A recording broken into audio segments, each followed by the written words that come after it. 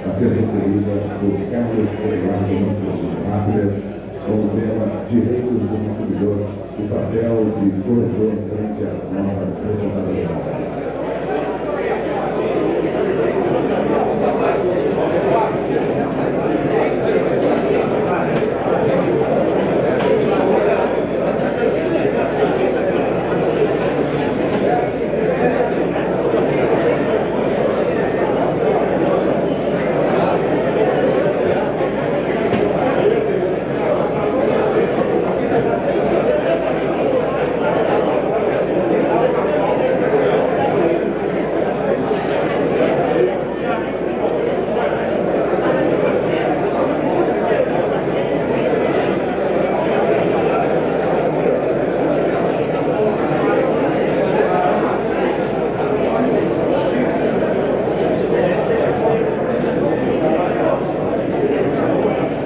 Congresso Nacional de Corretores de Seguros.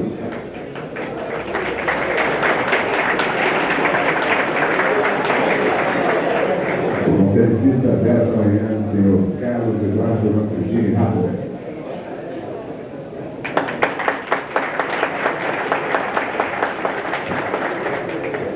Com igual satisfação, convido para a comparecencia o senhor José Solero Filho, Paulo Tiger e José Gomes de Souza.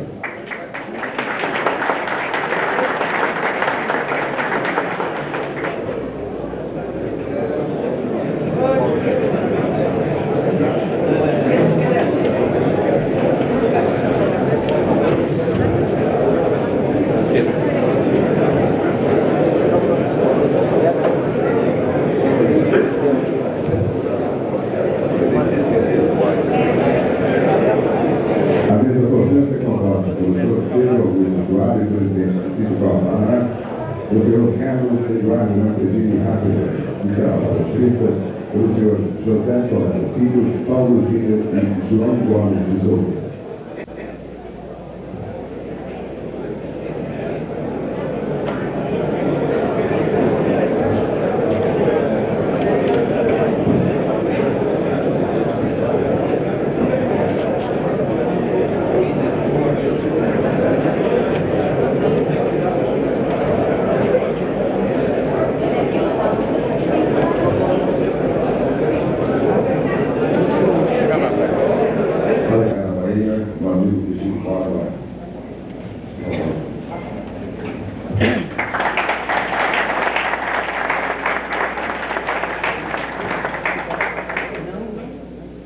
A primeira vice-presidente da Federação Nacional dos Corretores de Seguros, Ana Cor, Maria Filomena Branquinho.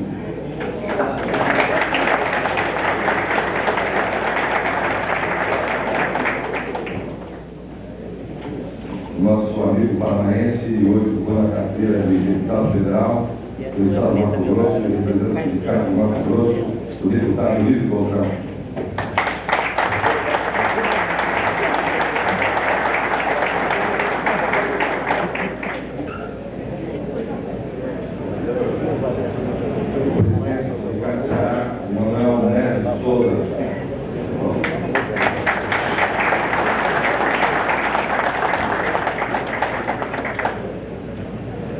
E o presidente do Sindicato de Brasília, junto aos poderes, doutor Wilson Alves Alves.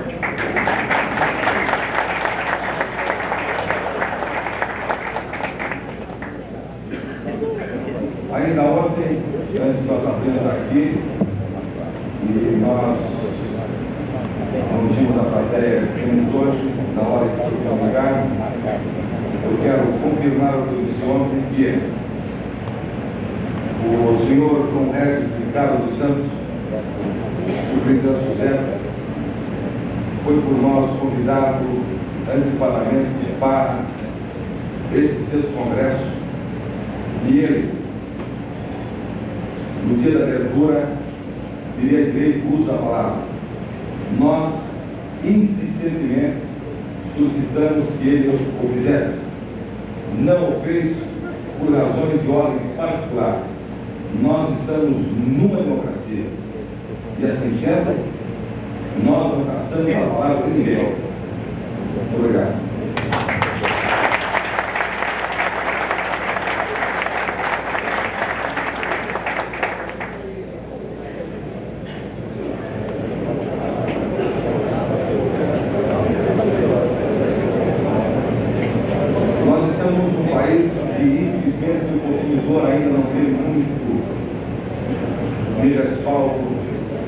quer das autoridades, quer da própria sociedade.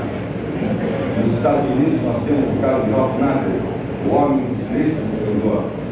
E nós, os coletores de seguros, nos preocupamos em que, a par do direito, nós, coletores de seguros, temos uma missão muito importante na defesa do homem que consome seguro, que é o nosso segurado. Assim sendo, eu gostaria de passar a palavra ao nosso amigo Carlos Eduardo, para que ele transmitisse ao senhor os conhecimentos, inclusive sobre a tese que ele defendeu no mestrado, que é sobre os direitos do consumidor. Com a palavra, nosso parecer.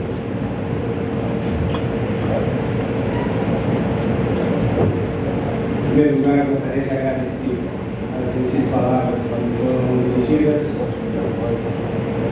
pelo eminente mestre cerimônias do Congresso, e da mesma forma tentar dissuadir esse plenário das expectativas maiores que normalmente existem em relação ao tema. O que pretendo com o tema é meramente fornecer aos senhores considerações breves em torno do tema do direito do consumidor, sem com isso querer trazer a discussão elementos de ordem eminentemente jurídica que certamente não interessam a esse Congresso. Por outro lado, pretendo fornecer uma ideia básica do que existe em termos de direito do consumidor no direito brasileiro e tentar fazer uma aproximação com o regulamento jurídico que hoje existe, quer para o contrato seguro, quer para os corretores de seguro. Nessa linha que pretendo considerar a essência jurídica do contrato seguro, em rápidas palavras, para depois entrar no tema específico, que é o direito do consumidor. Em linhas gerais, o direito do consumidor no Brasil é tema bastante recente, como também o é a níveis internacionais. Se nós podemos falar que já em 1962, o presidente Kennedy, em discurso dirigido ao Congresso do seu país, fazia uma referência expressa ao direito do consumidor como sendo um dos elementos de progresso do seu país. Isso não significa que 60 anos para cá nós estejamos a tratar de um tema velho. É um tema recentíssimo quando fazemos menção à história do direito, que muitas vezes soma 2000 anos antes de Cristo. De forma que é tema recente e que foi trazido à consideração dos juristas, daqueles que trabalham com direito, apenas recentemente.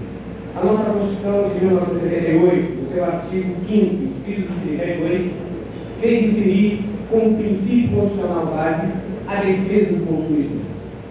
Já no mesmo texto constitucional, no artigo 46 das disposições transitórias, o texto constitucional obrigou o Congresso Nacional, no prazo de 120 dias a partir da promulgação da Constituição, a aprovar o texto de Código de Defesa do Consumidor, coisa que deveria ter ocorrido até fevereiro deste ano e até agora não ocorreu. O que hoje existe em termos de direito do consumidor no direito brasileiro são projetos de lei bastante bem elaborados, de aplicação duvidosa e questionável pela maioria dos juristas que lidam com o assunto, mas que, no entanto, está aí e que deverá ser aprovado tão breve quanto possível, à medida que o texto constitucional assim determina. Para ter uma ideia de como os direitos do consumidor podem ter uma influência direta na comunidade como um todo, eu me permitirei ler um trecho desse discurso de Kennedy, a que quase todos os juristas a nível internacional se referem como sendo uma das pilastras da construção do direito do consumidor dentro de todos os países, inclusive na comunidade econômica europeia. Disse Kennedy, já em 1972, que afortunados que somos, não podemos, no entanto, sustentar desperdícios do consumo mais do que podemos apurar em eficiência nos negócios ou no governo. E são oferecidos aos consumidores produtos inferiores se os preços são exorbitantes, se os remédios são perigosos ou inúteis, se o consumidor é incapaz de decidir em bases informadas, então seu dinheiro é desperdiçado, sua saúde e segurança podem estar ameaçadas e os interesses nacionais são afetados. De outro lado, o aumento dos esforços para fazer sua renda o melhor uso possível pode contribuir mais para o bem-estar de muitas famílias que equivalentes esforços para aumentar as suas respectivas rendas. Essa constatação, sem dúvida nenhuma, se aplicaria ao contexto nacional, na medida em que esforços fantásticos são desenvolvidos na tentativa de melhoria da qualidade de vida, sem fornecer àqueles que de fato movem a economia nacional elementos suficientes para que decidam a respeito do que é melhor para si, evitando com isso o desperdício do consumidor hoje. Ele, ao contrário, ele está sendo explorado para que os agentes da produção, os agentes da indústria, do comércio, consigam incrementar da melhor forma possível o lucro. Vejam, as considerações que faço a seguir dizem expressamente com o contexto jurídico do contrato de seguro. A ideia básica é dizer aos senhores que não existem mistérios em relação ao quadro jurídico do contrato de seguro e tampouco em relação ao contrato ao contexto do corretor de seguro. A situação parece simples, os tribunais têm enfrentado a questão com uma certa facilidade e construíram uma jurisprudência bastante clara a esse respeito. O contrato de seguro ele vem inserido dentro de um contexto de direito comercial. Na letra do artigo 24 do Decreto Lei 73 de 1966, qualquer empresa de seguros deve ser necessariamente constituída sob a forma de sociedade anônima. E essa circunstância diz que as empresas de seguro são empresas com natureza comercial. Portanto, os contratos de seguro são contratos comerciais e a esses contratos se aplica toda a legislação comercial específica. Quer-se com isso fazer uma distinção dos contratos civis, daqueles contratos que se regem por uma legislação casuística, caso a caso, isoladamente. Sendo um contrato comercial, a melhor doutrina hoje diz que esses contratos têm merecido um tratamento massificado, um tratamento grupal, ao ponto de que não se pode aplicar ao consumidor isoladamente toda uma disciplina civil, uma disciplina comum construída para situações caso a caso. Portanto, o contrato de seguros é um contrato comercial. E o corretor de seguros, aonde se inseriria nesse contexto do contrato de seguros? Também a melhor doutrina do direito comercial faz com que o corretor de seguros seja inserido na qualidade de um auxiliar do comerciante, de um intermediário que auxilia o comerciante a alcançar a sua finalidade básica, que é a obtenção do lucro. Essa circunstância faz com que, enquanto no contrato de seguros é possível identificar partes do segurador, do segurado, direitos e deveres para cada uma dessas partes, o corretor de seguros não encontra um lugar determinado no contrato especificamente desenhado. O corretor de seguros é um intermediário, um aproximador das partes, e não faz parte diretamente desse contrato. A definição de contrato de seguros ela vem do direito civil, é do artigo 1432, que diz que considera o contrato de seguro aquele pelo qual uma das partes se obriga para com a outra, mediante a paga de um prêmio, a indenizá-la do prejuízo resultante de riscos futuros previstos do contrato. Facilmente se constrói esse contrato. Há uma parte do segurador, outra parte do segurado, direito de um pagar o prêmio, direito de outro receber o prêmio, deveres de um pagar o prêmio, direito do outro receber o prêmio, o direito do segurado de ser indenizado no caso da ocorrência do risco futuro imprevisível e dever do segurado, dever da seguradora, do segurador, de pagar essa indenização. Portanto, facilmente se constrói esse quadro e a jurisprudência está aí para dar confirmação a todas essas características. Além disso, também a figura do corretor de seguros é uma figura legalmente desenhada lá no artigo 1º de uma lei de 64, repetida no decreto 176 e repetida no decreto regulamentador desse decreto 73, que é o decreto 60 do artigo 9, diz que corretor de seguro, seja pessoa física ou jurídica, é o intermediário legalmente autorizado a angariar ou a promover contratos de seguro, admitidos pela legislação vigente entre sociedades de seguro e as pessoas físicas ou jurídicas de direito público ou privado. Há no contrato de discurso também uma situação bastante clara, alguém aproxima parte, na qualidade de corretor, e parte direito, uma vez concluído o negócio para o qual ele foi chamado a atender, ao percebimento de uma comissão previamente estipulada por contrato com o circulador. De modo que essa situação ela é simples, ela se faz com uma certa tranquilidade. No entanto, nós devemos, em contrapartida, ter os olhos voltados a uma realidade diferente dessa realidade construída aqui no Brasil a partir de 64 e que até hoje, pelo menos, as bases permanecem inalteradas. O que acontece? É que o movimento de contratação antecipada fez com que esses contratos deixassem de ter a aplicação prévia que foi estabelecida, fazendo com que as interpretações dos tribunais que davam esses contratos sejam feitas de uma forma a privilegiar alguém que é considerado a parte mais fraca. Vejam que a ideia de contrato que nós todos temos é a situação mais ou menos que poderia ser representada da seguinte forma: há uma mesa, duas pessoas sentadas no cada lado dessa mesa, discutindo cláusulas, condições, formas de pagamento, quando entrega, quando não entrega, o que eu tenho direito, o que eu não tenho direito. Essa ideia de contrato celebrada por duas partes, bem definidas, destacadas. Atualmente isso já não ocorre.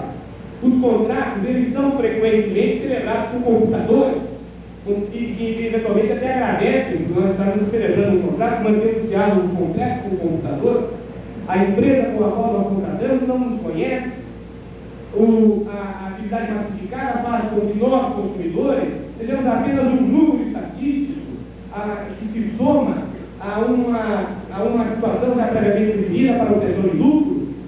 Nós temos hoje uma situação terrível, os senhores vendedores que sejam presentes, eventualmente sabem das técnicas de venda apuradíssimas que têm hoje em curso bastante concorrido, para que nós possamos convencer aquele que é o destinatário da nossa mercadoria, do nosso serviço, da melhor forma possível. E ao contrário, nós, simples consumidores, não sabemos dessas situações, não conhecemos dessas situações. Quando o vendedor tem um DLL da IBM, por exemplo, quando o vendedor da IBM entra na jornada para vender uma melhor, ele certamente vai elogiar a sua caneta, o seu relógio ou a fotografia do seu vídeo. E isso é uma situação que a maioria de nós não sabemos, e nos sentimos até simpatizados com essa pessoa e sucumbimos a uma situação que nós sequer às vezes temos condições de comparar com outras, talvez melhores, outras máquinas, outras situações do mesmo. Não que isso seja uma coisa deplorável, antes do contrário, o que existe por trás dessas considerações que estavam de hoje é a necessidade de que, mesmo que se elogie o relógio, elogie o porta-retrato do filho, etc., esse sujeito seja capaz também de informar o consumidor das situações que estão sendo objeto de contratação naquele exato momento. Aliás, a venda é uma situação absolutamente definida em termos de economia capitalista, e ela precisa existir e ela precisa ser finalizada, apenas que não se pode prejudicar aquele que é desinformado, porque não está preocupado com determinadas situações concretas, e em função disso ser lesado por uma conduta que, se não fosse ética, agora com o novo Código de Defesa do Consumidor que está aprovado, será antijurídico. Essas considerações nos fazem levar a nossa reflexão a uma situação diferente. Aquele contrato que dizia as obrigações de A, obrigações de B, obrigações de C, definia as situações jurídicas claramente entre as partes. Nesse contrato se privilegiava um princípio de direito bastante conhecido, que era a autonomia da vontade, também retirado de comando com uma expressão, um princípio que se chama pacta sunt servanda. Através desse princípio, nada mais quer dizer de que aquilo que está no contrato é lei entre as partes. É óbvio que o princípio da autonomia pressupõe que determinada pessoa esteja livre para expressar o seu consentimento num determinado momento. E que aquilo que esteja no contrato também, em princípio, valha como lei entre as partes. Mas essas considerações mais abrangentes que diz fazem com que esses dois princípios basilares do direito privado não sejam mais aplicáveis de uma forma tão absoluta, ao ponto de os tribunais de todos os países do mundo estarem interpretando a norma de uma forma mais benéfica àquele que se vê envolvido com um contrato dessa natureza. Pois bem, e alguns países, inclusive, isso já é objeto de regulamento legal. Na Alemanha, por exemplo, na Inglaterra, existem leis específicas para as cláusulas abusivas dos contratos, as práticas comerciais abusivas, tornando determinadas cláusulas nulas de pleno direito, desde que feridos esses direitos básicos do consumidor. Bom, especificamente na parte técnica, o direito do consumo ele deve ser idealizado através de um determinado conceito. Para que serve esse negócio? Em vez de falar de uma forma técnica, poderíamos falar dessa palavra. Para que serve o direito do consumo? Bom, de uma certa forma, para recepcionar todas as perplexidades que surgem desses contratos sobre os quais já falamos. Mas de outra forma, serve o direito do consumo para proteger o consumidor. E a proteção do consumidor se faz através de toda uma estrutura jurídica que é recente construída e que hoje, na Europa pelo menos, é objeto de regulamentos específicos e diretivas da Comunidade Europeia.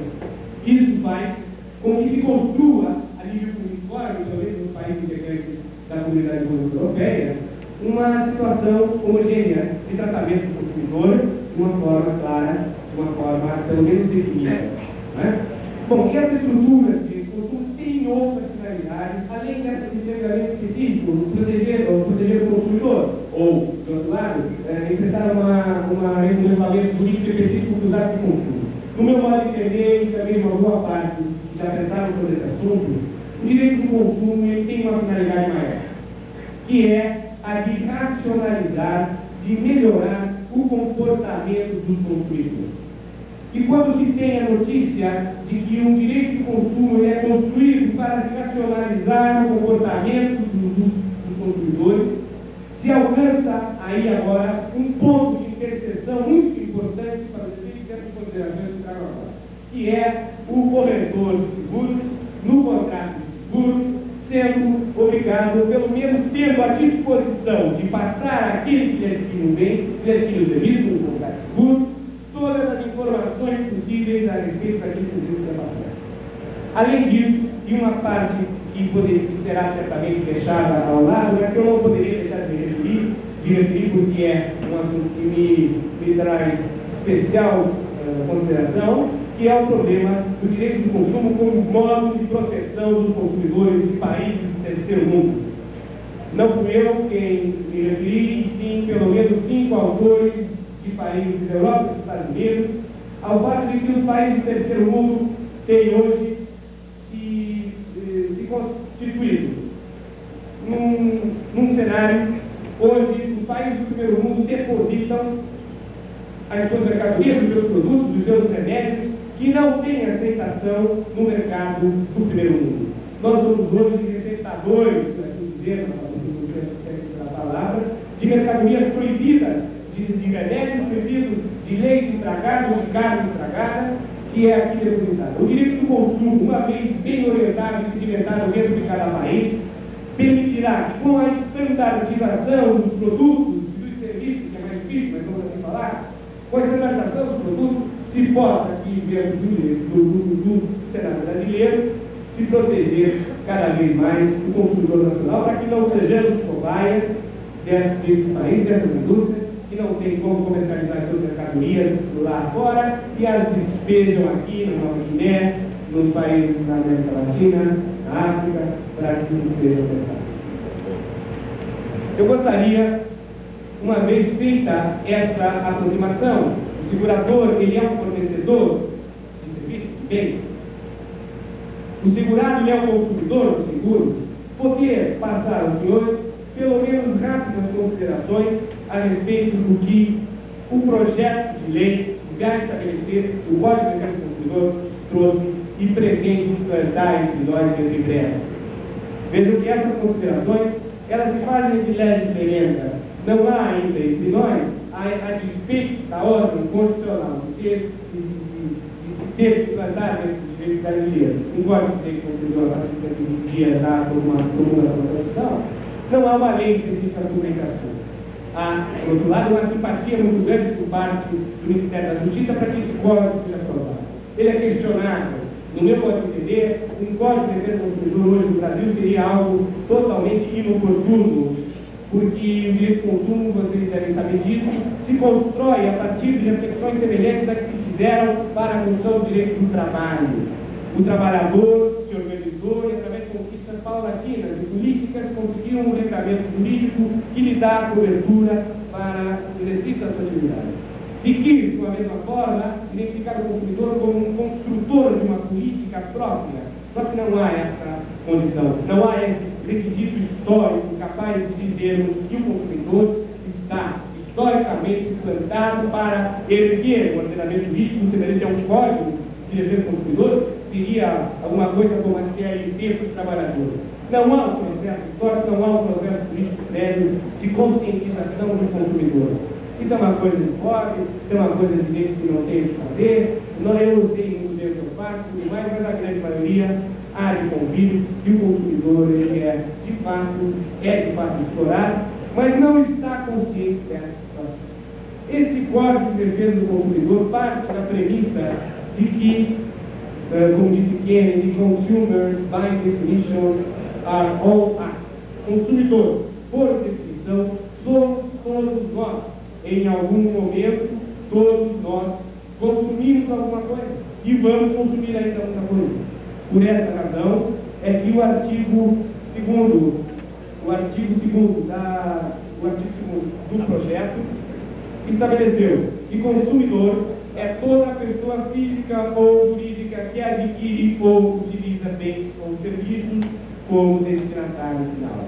Esse seria o segurado, com o qual nós diariamente tratamos. Já o fornecedor, e aí há uma comunhão de situações, seja do segurador, seja do corretor, porque o corretor é quem aparece na frente do segurado e com ele contrata, seria considerado fornecedor do termo do projeto. Fornecedor de bens e serviços é qualquer pessoa, quer seja industrial, exportador, comerciante, agricultor, pecuarista, prestador de serviços de qualquer natureza, a título individual ou societário, ou seja, individualmente ou através de uma empresa, bem como o Estado e outros organismos públicos descentralizados ou não, empresas públicas de economia mista, concessionárias, serviço público e outras entidades privadas ou públicas que desenvolvam atividades de produção, montagem, importação, distribuição ou comercialização de bens e prestação de serviços, inclusive os de natureza bancária, financeira, de crédito e securitária, salvo decorrência em relação ao caráter trabalhista. De modo que o segurador e o corretor de seguros estão abrangidos pela definição de fornecedor que foi colocada no artigo 3º desse projeto. Do conhecimento de hoje, esse projeto aprovado, mandado fazer pelo então ministro Glossar, que nomeou uma comissão específica para elaborar esse código e que foi encampado pelo deputado Michel Temer, do Câmara dos Deputados, e que hoje constitui uma das principais contribuições para o direito do consumo. A outra contribuição também importante é a contribuição que o deputado Geraldo Alckmin Filho também contribua a esse processo.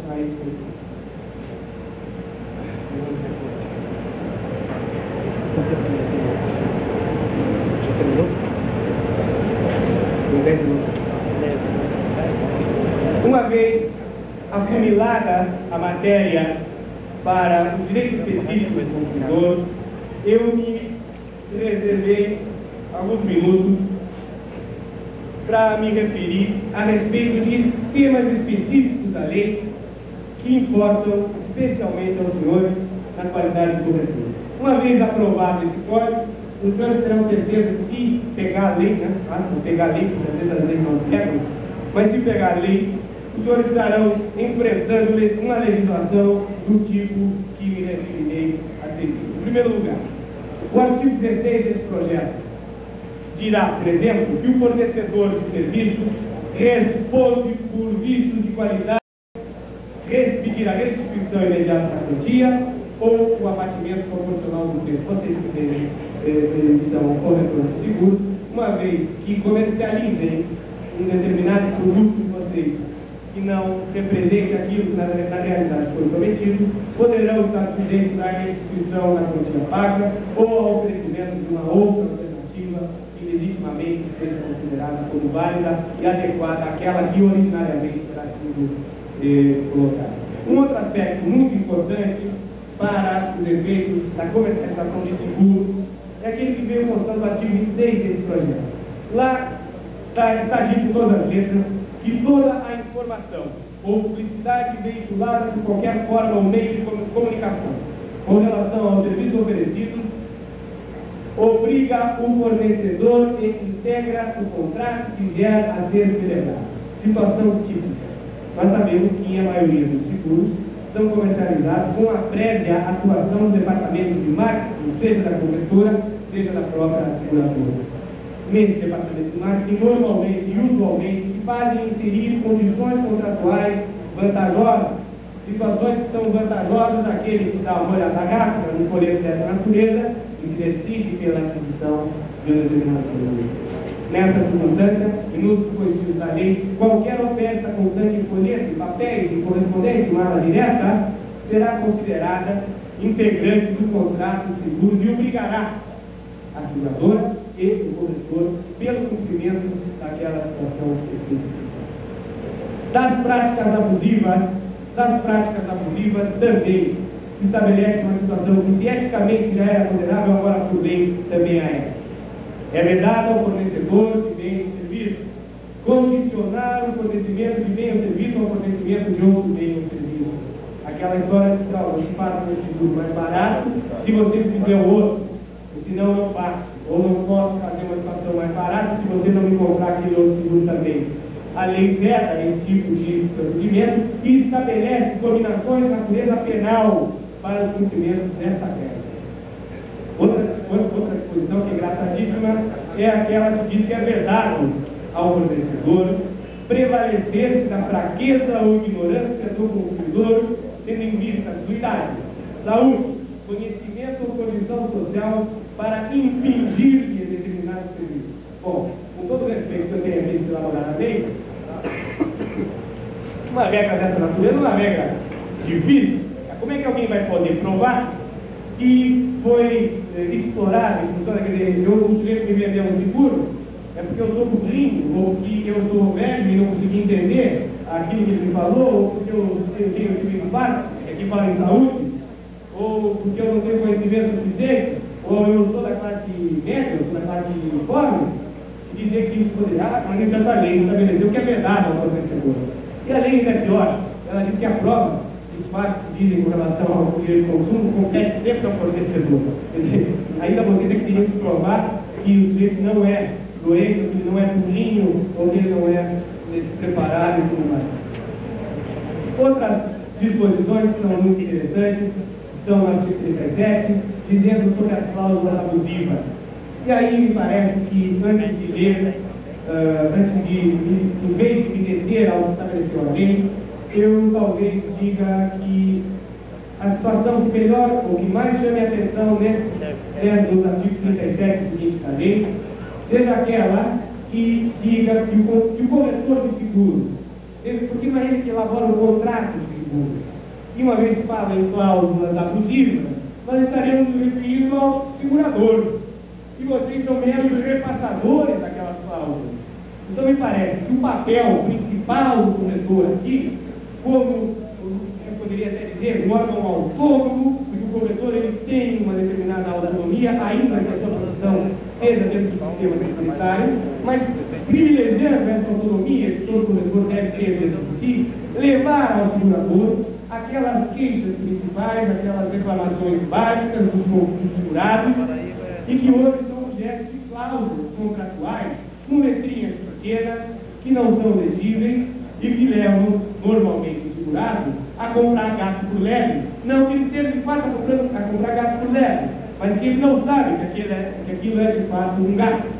E no final das contas acaba comprando uma situação sem o prévio conhecimento. O principal papel do corretor será, sem dúvida nenhuma, levar ao segurador as principais queixas e informar a respeito daquelas cláusulas que são consideradas abusivas, das quais eu dou um único exemplo. Por exemplo, o projeto diz que são nulas de pleno direito as cláusulas contratuais que impossibilitem, exonerem ou atenuem a responsabilidade do fornecedor por danos ou vícios de qualquer natureza de bens e serviços fornecidos.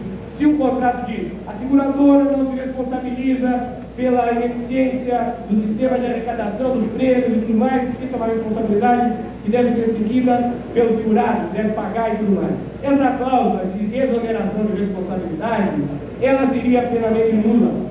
E o objetivo de tudo isso não seria prejudicar ou reprimir, ao contrário, seria privilegiar algo que hoje vem tomando peso em todos os ordenamentos do primeiro mundo, que é o caráter que premia, o caráter promocional do direito, e não o caráter repressivo, ao ponto de nós, corretores, termos a posição de nos atuarmos em comunhão com essa ideia e fazermos com que o consumidor, antes de mais nada, venha a ser privilegiado não pela repressão das seguradoras, não pela repressão dos corretores, mas pela atuação em conjunta, porque é interesse de todos que os consumidores fiquem absolutamente satisfeitos com aquilo que estão adquirindo. Eu gostaria de encerrar fazendo uma referência direta àqueles que são considerados os direitos básicos dos consumidores. Dentre eles, incluídos no artigo 6º da lei, extraídos de uma resolução da ONU, já no ano 1962, diz lá que são direitos básicos do consumidor, dentre outros, que vou ler apenas os que interessam, a informação adequada e clara sobre os diferentes bens ou serviços, com especificação correta da quantidade, características, qualidade e preço, bem como sobre os riscos que apresentem. Outro direito básico do consumidor, a educação e divulgação sobre o consumo adequado dos bens e serviços, asseguradas a liberdade de escolha e a igualdade nas contratações. Digo ainda, por último, que é direito básico do consumidor a proteção contra a publicidade enganosa, métodos desleais, bem como contra a prática de cláusulas abusivas no fornecimento de bens ou serviços. Me parece que o papel do corretor de seguros, frente a essa nova realidade jurídica que é a proteção do consumidor, se resumiria, antes de um choque direto contra o direito do consumidor, uma colaboração, uma atuação conjunta, no sentido de educar, de racionalizar ou de auxiliar na racionalização do seu comportamento e de levar os principais reclamos do consumidor ao segurador, na qualidade de intermediário que é, o corretor de seguros seria essa finalidade. Tudo isso para quê? Para defender os interesses legítimos do cidadão, dentre os quais se inclui, sem dúvida nenhuma, a melhoria da qualidade de vida do cidadão.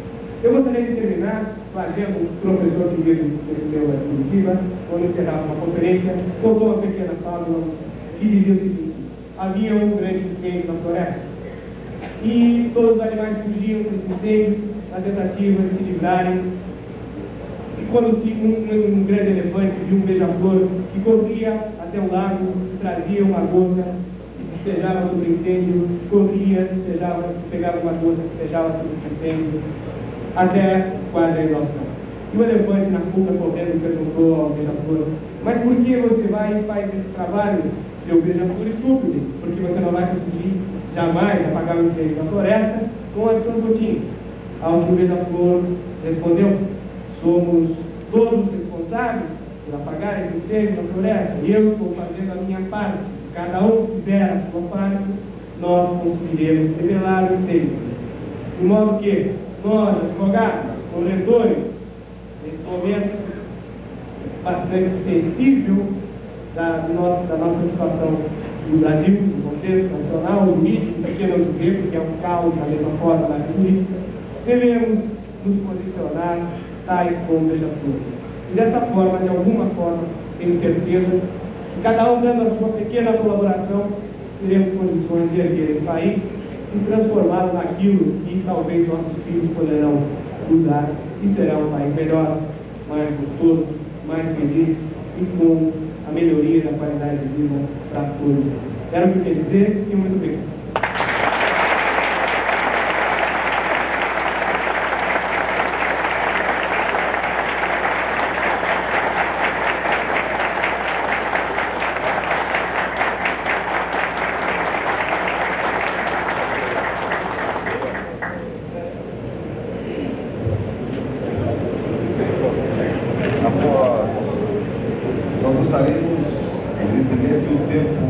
cobertura, nós gostaríamos de que 3 ou 4, no máximo, perguntas fossem dirigidas ao doutor Carlos Lado, nosso ginásio, que evidentemente nos transmitiu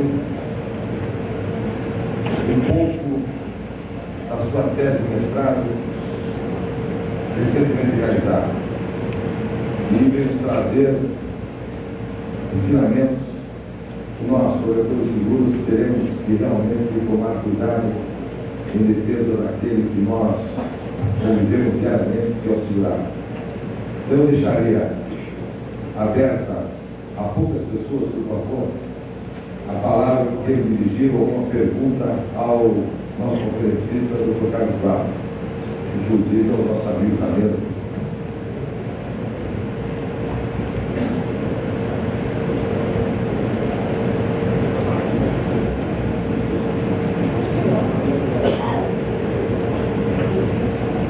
Temos aqui uma pergunta do Paulo Leão de Moura Júnior, corretor de seguros de São Paulo. Doutorado, com a acelerada evolução da economia, indústria e comércio, a função dos corretores de seguro vem se multiplicando também. Não é mais um mero vendedor. De fato, é um prestador de serviços e não mais um simples vendedor e intermediário mencionado em lei. Nessa condição, não está a sua responsabilidade perante o consumidor substancialmente aumentada? Não está envolvido, inclusive, com a qualidade do produto, que na verdade não é seu? Como resolver esse problema novo para a classe?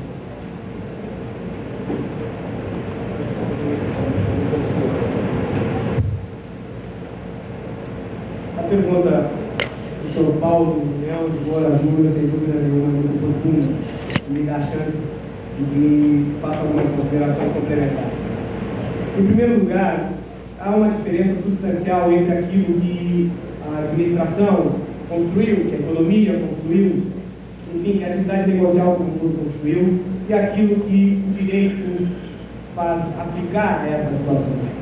Nós certamente não podemos nos duvidar de que a atividade do corretor de seguros hoje é uma atividade importantíssima, uma atividade que está hoje totalmente redefinida, inclusive, como bem disse o Sr. Paulo Leão de Moura Júnior, ele não é mais um simples vendedor, mas, antes de mais nada, um colaborador precioso de toda a indústria securitária.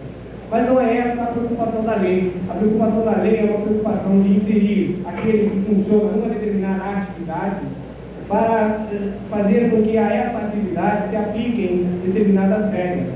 E aí há que fazer uma diferença, mesmo dentro da aplicação da lei, bastante significativa. Uma é aquela que diz como as relações eminentemente de direito comercial. É a relação do contrato que existe entre o corretor de seguros e a seguradora. Aí é um contrato de intermediação e que não há como fugir. Todo o sistema brasileiro reconhecerá na figura do corretor um intermediário. Não com isso que eles denigrim, mas pelo contrário, é apenas uma conceituação jurídica que se empresta a essa determinada atividade. Esse é um tratamento que a lei presta ao corretor de seguros. Há um outro tratamento que a lei presta, mas que é um tratamento diferente, que é um tratamento de direito de consumo. Para os efeitos do direito do consumo, pouco importa que o sujeito que apareça na frente do consumidor seja corretor ou seja segurador.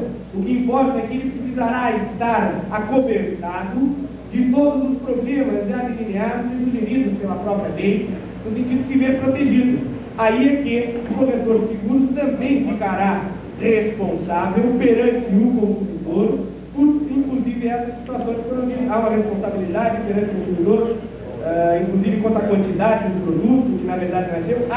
Há uma responsabilidade porque o consumidor não conhece a grande companhia seguradora que está por trás do corretor. Ele conhece o corretor que vai ao seu escritório todo ano, ou todo mês, no caso da grande indústria, para renovar o seguro, para oferecer um novo produto, ou que é chamado para fazer um seguro especial, ou uma coisa dessa natureza.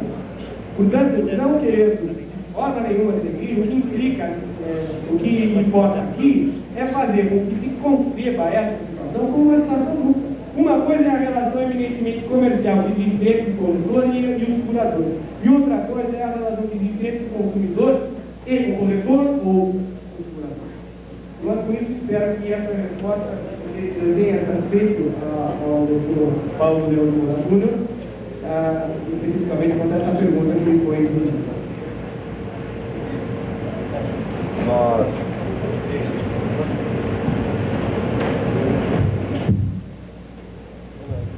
Eu acho que o senhor já está entregado pela pergunta e pela sugestão, aliás, pela sugestão do César Rodrigues. Ele diz o seguinte, que as entidades de seguro, juntamente com as seguradoras e corretores, têm o primeiro passo contratando o trocado adequado para uma legislação própria, onde seguradores têm suas obrigações e os corretores e os segurados. Então fica aqui já um motivo para uma futura contratação. Outra pergunta do Dr. Paulo de Moura, que é corretor de seguro de São Paulo. Doutorado, na sua colocação de que a lei futura impede a limitação de responsabilidades em contrato, como ficam as cláusulas restritivas de cobertura no contrato de seguro, assim como as cláusulas de obrigações mútuas? Também é uma pergunta interessante e que fica também no campo jurídico, em termos de nós fazermos a ela a aplicação direta do que vier aqui do Código de Defesa do Consumidor.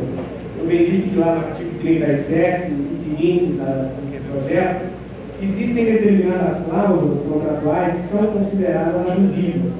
Eu não conheço o conteúdo dessas cláusulas de limitação de responsabilidade restritiva de cobertura no contrato de seguro.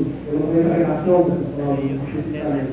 No entanto, o que se pode dizer é que o trabalho do Ministério Público, aquele que for fazer a exegese desse contrato e aplicá-lo à lei, deverá certamente confrontá-la com o conteúdo do artigo 37 seguinte do projeto, ou da futura lei. Lá diz, por exemplo, que uma cláusula que subtrai ao consumidor a opção de reembolso da quantia paga nos casos previstos na lei é uma cláusula considerada nula de pleno direito.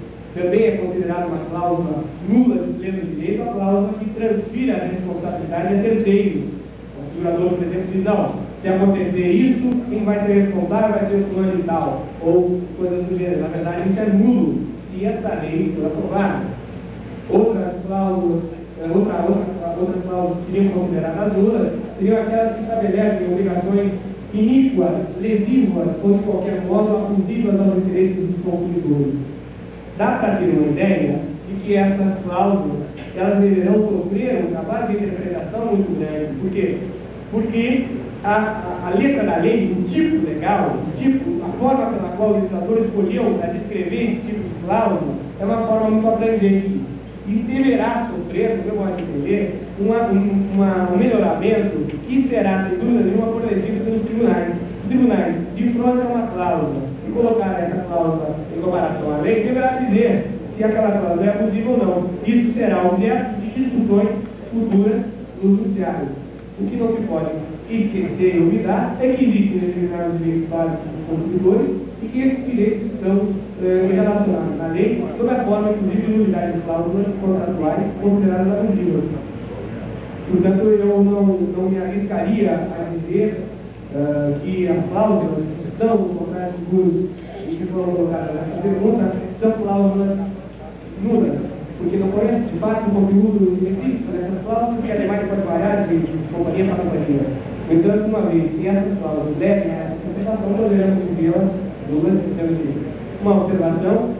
O que aqui estou a falar é uma mera notícia desse projeto de lei. Isso não significa que eu esteja de acordo com o Código de Defesa do Consumidor, que é uma matéria anterior, e nós hoje não temos uma cultura construída para que possamos excepcionar o Código de Direito do Consumidor. Aqueles que estão trabalhando pela instituição do Código estão sustentando a ideia de que, com o Código, sem o Código mal, menos mal com o Código, por algum tipo de proteção, nós já iniciaríamos a dar com o Código de Defesa do Consumidor. Nós temos uma última pergunta aqui, gostaria de estender a palavra ao Mestre Solero também, para umas considerações finais. E uma pergunta procedente do nosso companheiro do sindicato do Pará, do João Bariston.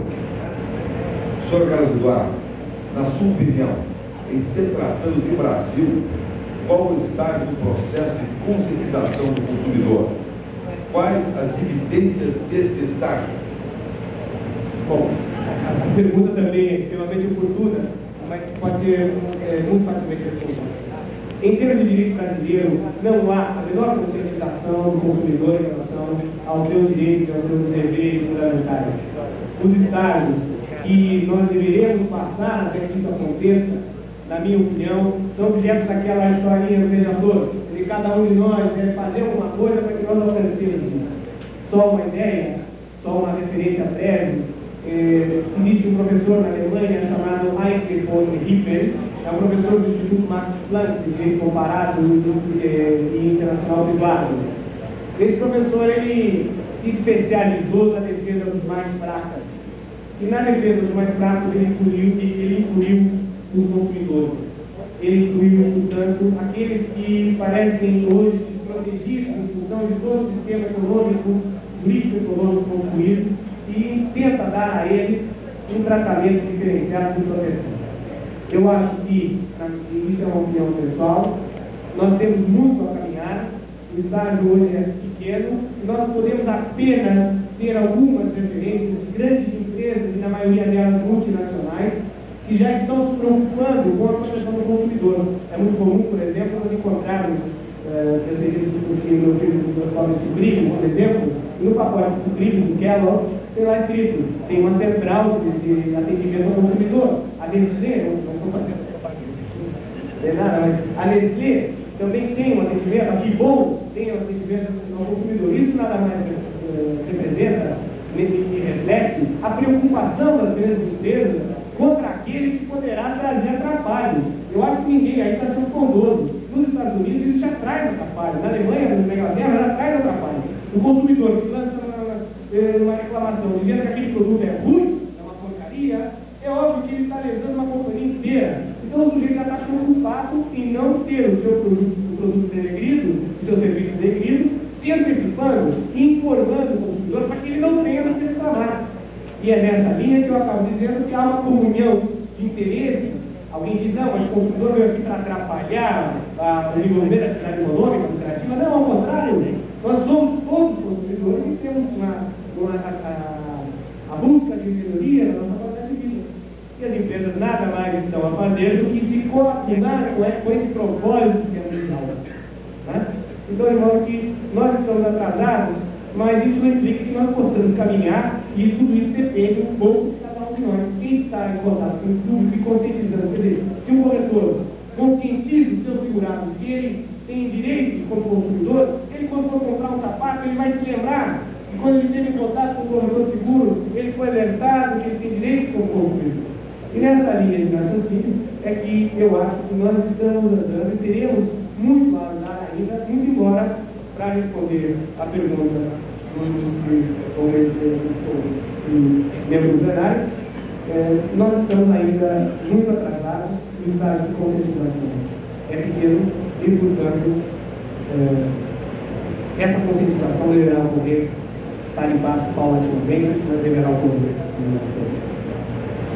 Nós recebemos uma série de perguntas aqui que não serão possíveis ler, inclusive da minha amiga Leonora Testa do Janeiro e outras tantas, e o Dr. Carlos Eduardo se prontificou em dar uma resposta por carta para essas pessoas. Eu gostaria de deixar a palavra finalmente para as considerações finais ao nosso companheiro José Soreno. Só para quem se interessar pelo que ela está me dizendo, eu gravei junto dessa palestra, um disco que entrega agora ao presidente, para que ele possa mais tarde publicar, e quem quiser está no software do Word 4. Tem dois arquivos, um é o resumo da minha palestra hoje, outro é o resumo da dissertação do Estado, da PDD, que são um pouco diferentes. Quem quiser está à disposição na secretaria, quem quiser está à disposição. Nós vamos tentar pedir aos nossos amigos bandeirantes que estão prontamente nos ajudar em duplicar esse software, e o sindicato, evidentemente, colocará à disposição dos corretores que solicitarem via carta, nós encaminharemos uma via do software ou a cópia devidamente impressa da palestra de localizar. Ao professor, meu amigo José Toledo, nosso considerador final. Professor, aqui é muito de aspectos soberbos que eu aprendo com ele. Bom, o negócio que tem é o seguinte: vamos tentar um pouco tomar no outro ângulo as considerações radiológicas que nós ouvimos aplicar principalmente ao contrato de seguros. A primeira coisa que é preciso dizer no contrato de seguros é um contrato de massa, como o contrato de telefônica, fornecimento de água, ou de transporte, que nós, por transporte coletivo, que nós não podemos deixar de acatar, de aceitar, senão como uma regra geral. Não é possível deixar um contrato complexo como esse, efetivamente, ficar numa, efetivamente, uma troca de proposta de segurança regulatória. Efetivamente, a gente acha que poderia ser dito um número de significante ou um código do segurado. Aí entra a função primacial do corretor, na minha opinião. É alguém que tem que intervir para que o segurado não seja enganado em alguns campos e que efetivamente tenha capacidade para ver aquilo que é mais conveniente. A despersonalização da ignorância, a perda da ignorância do segurado se traz através do segurado, através do corretor. É preciso lembrar que entre o forte e o fraco, a liberdade pode escravizar e a lei liberta. No sentido em que a lei entregou ao corretor a sua atuação, não só como intermediário, mas efetivamente como protetor do segurado, ele tem aí uma função capaz de equilibrar entre o forte que é permitido o segurador e o segurado. Agora, efetivamente, o professor salientou, daí de forma grande a responsabilidade está no decreto 73, tanto assim que o segurador, o corretor, é obrigado a efetuar o seguro. Quer dizer, nesse sentido, é preciso pensar que já está perdido. Agora, há um ponto aí, senhor professor, sobremaneira importante, é que o artigo 2º do decreto 73, tão atacado, como vocês ouviram, tão atacado, ele no artigo 2º diz que a preocupação principal das instituições relacionadas com o seguro é a defesa do segurado, do beneficiário do seguro e de todos aqueles que podem ser por ele defendidos. É preciso dizer isso para que nós possamos efetivamente fazer valer as causas mais valiosas e mais vantajosas para o seguro. Agora, quando nós nos fechamos da apólice, efetivamente nós temos razão. Mas um tratadista recente de direito comparado, fez uma obra sobre direito comparado com o seguro, com o inteiro dela, uma obra coletiva, ele diz que a apólice de seguro é como uma bula de remédio, que depois que a gente compra, é que vai ver o que está lá dentro. Agora, o intermediário que é o corretor, como devia ser o médico, é aquele que vai distinguir e dizer se a volta, se o remédio é bom ou não. Eu noto aqui, efetivamente, aqueles que cometeram estão também cometendo crime contra a economia popular. Um outro ponto que eu tinha aqui, que eu tinha aqui para cooperar, para corroborar com a magnífica colocação do professor, diz respeito a que o artigo 58 do decreto 73, atualmente, do decreto 73, ainda vigente, estabelece que as condições e cláusulas das apólices são estabelecidas de maneira clara e de forma a fixar responsabilidades e direitos do segurador e do segurado. Quer dizer, eu acho que às vezes há uma ausência de um trabalho coletivo, não pode ser só do lado, não pode ser do ninguém, não pode ser só eu, só seu, mas um trabalho coletivo para que as apólices sejam efetivamente conduzidas e construídas de maneira mais clara e mais eficiente. É preciso dizer que, por ação do Instituto de Seguros do Brasil, deixou-se aqui no Brasil de fazer o tal catálogo de apólices, onde efetivamente seria mencionado meramente o número 007493 para uma prova, para cobertura de risco direto. Efetivamente, o Instituto continua insistindo para que fosse tornado clara e registrado cada uma das apólices. Com isso, eu tenho a impressão seguinte: o eminente professor me permitirá repetir as suas palavras. A construção da defesa do consumidor para nós, que é o segurado, tem que se dar, tem que passar necessariamente pelo corretor. Se ele não quiser, é um traidor da sua missão.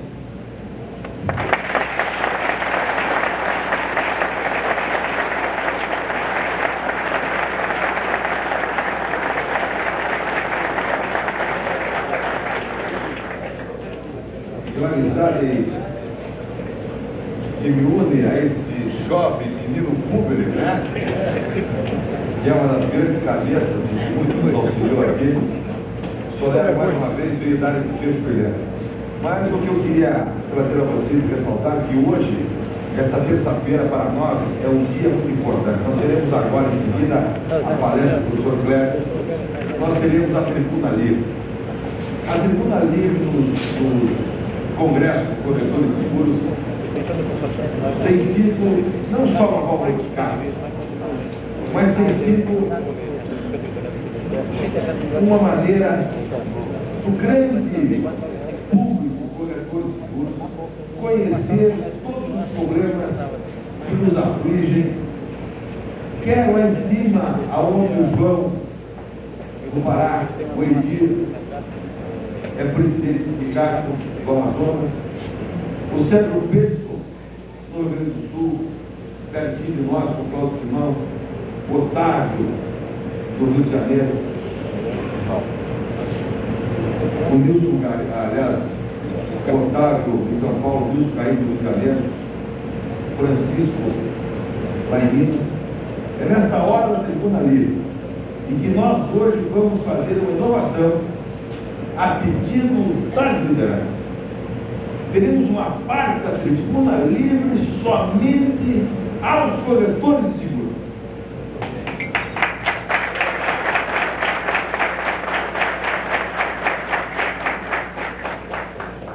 Aonde nós poderemos discutir, dialogar e, o que é mais importante, tirarmos proveito dessa Tribuna Livre que começou em 1978 no Rio de Janeiro. Agora nós pedimos então que o professor Kleber viesse para a sua palestra enquanto nova mesa constituída. E muito obrigado a vocês.